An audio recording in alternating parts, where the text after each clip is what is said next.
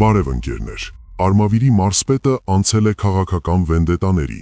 Ձեր ակտիվությունը վախեցնում է թալանչիներին, իսկ պատկան մարմիններին ստիպում է աշխատել։ Խնդրում եմ հավանել եւ կիսվել տեսանյութով։ Շնորհակալ եմ ձեզանից, որ չեք հայհոյում, չեք վիրավորում։ Հիշեք ընկերներ, հայհոյում են միայն թույլ մարդիկ, ովքեր ունակ չեն իրենց հարցերը լուծել խելքով։ Վստահեցնում եմ, որ մեր համատեղ ջանքերը տալիս են իրենց արդյունքները։ Գիտեք ինչու, որովհետև մենք միասին ավելի ուժեղ ենք, քան շատ սուտ քաղաքական կերպարներ։ Մենք դեմ ենք թալանին, մենք դեմ ենք վիրավորանքին եւ բռնությանը։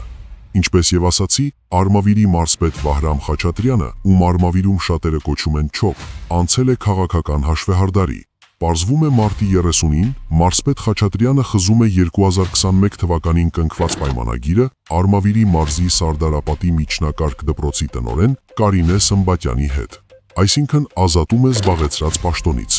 Իսկ պայմանագրի լուծարման հիմքը նշված է Կարինե Սմբատյանի նկատմամբ վստահության կորցնելը։ Հիշում եք ընկերներ, որ Նիկոլ Փաշինյանը եւ իր թիմը հայտարարում էր, որ Հայաստանում այլևս քաղաքական հայացքների համար որևէ մեկը չի ենթարկվելու հետապնդման։ Սակայն պարզվում է, որ այդ հայտարարությունը հերթական պոպուլիստական եւ ստահոդ հայտարարությունն էր, քանի որ վերոնշյալ դպրոցի տնօրենը իրականում ազատվել է պաշտոնից այլ քաղաքական հայացքներ ունենալու պատճառով։ Արմավիրի մարզից բազմաթիվ նամակներ եմ ստացել, որոնցից շատերում կա դժգոհություն նաև փոխմարզպետ Արամ Գրիգորյանից։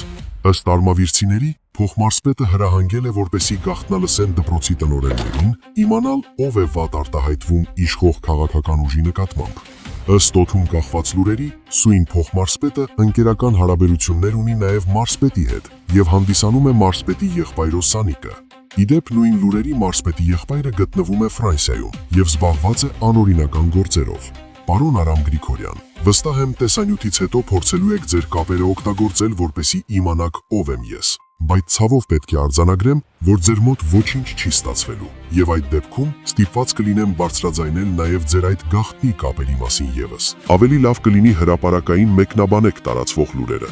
Օրինակ եղել է նման դեպք, երբ ձեր թաղեցիներին լավություն եք արել, դպրոցի վթարային մուտքը փակելով այդ տարածքը տվել եք ձեր հարևանին, իհարկե ձեր կապերը օգտագործելով։ Կամ կմեկնաբանեք այն լուրերը, որ դուք գումարով դպրոցի տնօրեններ եք նշանակում։ Ընկերներ, ցանկանում եմ տեղեկացնել, որ ես ստանում եմ նաև տեղեկություններ ընդդիմադիր բևեռում ծվարած անձանց մասին, ովքեր ընտրություններին ընդառաջ մարդկանց գումարներ են խոստանում։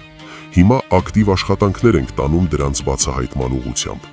Փաստերի առկայության դեպքում անպայման բարձրաձայնելու եմ, չկասկածեք։ Իմ համար բոլորը նույնն են եւ բոլորի ապօրինությունները պետք է բարձրաձայնել։ Ընկերներ, երեկ Նիկոլ Փաշինյանի ընտանեկան թերթը հրապարակել էր ցուցակ, թե ովքեր էին նախկին հանրապետական պաշտոնյաները սատարում Տաշիրի Սամվել Կարապետյանի ուժին։ Իհարկե իմ տեսանյութից մեկում ես հարցեր էի ուղղել հենց Նարեկ Կարապետյանին, ով տեսնելով տեսանյութը այդպես էլ չպատասխանեց, սակայն հիմա խոսքը այլնի մասին է։ Կոչ եմ անում նույն թերթին, որպեսզի հրապարակի նաև ԿՊ-ին սատարող նախկին ռեժիմների տասովչիկների անունները, որոնց թիվը ավելին է, քան իրենց հրապարակածը։ Այսօր ցանկանում էի նաև խոսել Էդմոն Մարուքյանի գաղտնի հանդիպումների մասին, սակայն դա կանեմ առաջիկայում։ Շնորհակալ եմ համբերատար լսելու եւ վստահության համար։ Հարգանքներով, ձեր Հայը։